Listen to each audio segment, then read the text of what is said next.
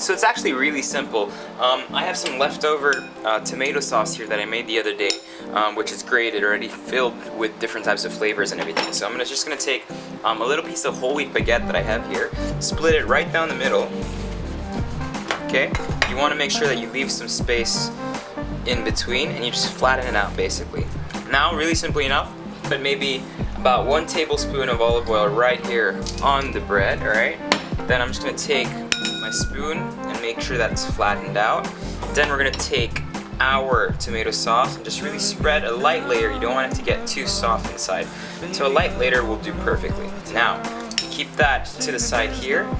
Then we're gonna add, I got a cooked shrimp here. It's beautifully cooked. All right, this can be a leftover shrimp or anything. I'm just gonna cut small pieces like that.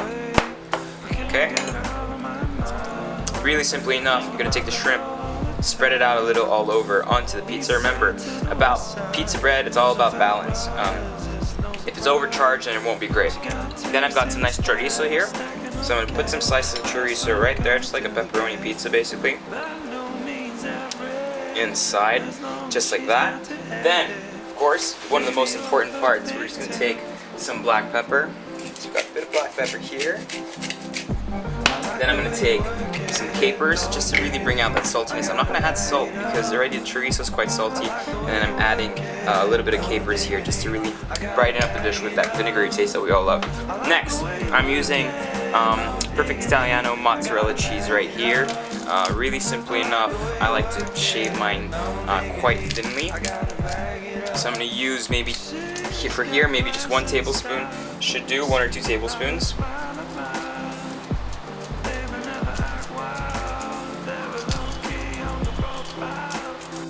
Then I'm also going to use a little bit of Parmesan cheese, also from Perfect Italiano. It's great because it's nice and grated. And I'm going to put just a little bit of that, just really because it brings a different type of flavor to the dish in particular. So I'm just going to put maybe barely a teaspoon or 2 teaspoons on there. Now we're just going to put this on a grill top. Everything's pretty much cooked here, so we're going to put it in the oven, the grill top, maybe for about 10 minutes, just to get everything nice and melted and nice and crispy.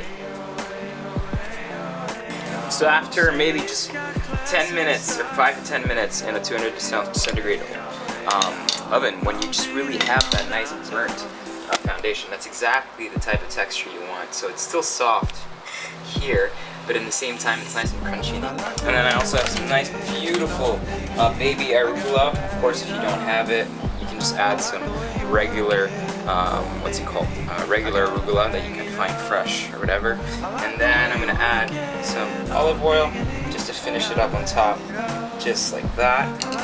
And at this point, if you want, taste it first before adding any salt to it. You can put some black pepper, and then of course some chili oil if you want. I like mine with some sriracha, which is basically a Chinese chili, which I think is fantastic for pizza.